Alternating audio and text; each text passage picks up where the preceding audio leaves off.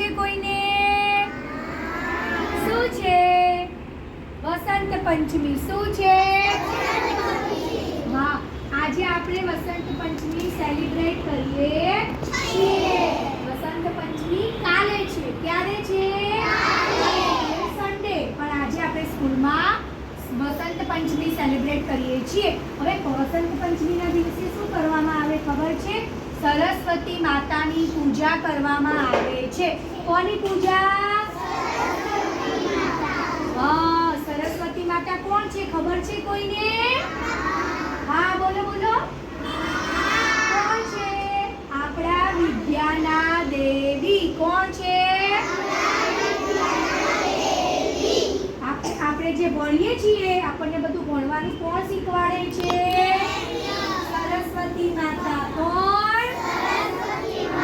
ચલો આપણે બધા આજે સરસ્વતી માતા જોડે માંગવાનું છે. બે હાથ જોડો બધા. ચલો બોલો, હે સરસ્વતી માતા, અમને સારામાં સારું અમે ભણીએ, સારામાં સારું ભણીએ એવી અમને વિદ્યા આપજો. અમે જીવનમાં ખૂબ પ્રગતિ કરીએ.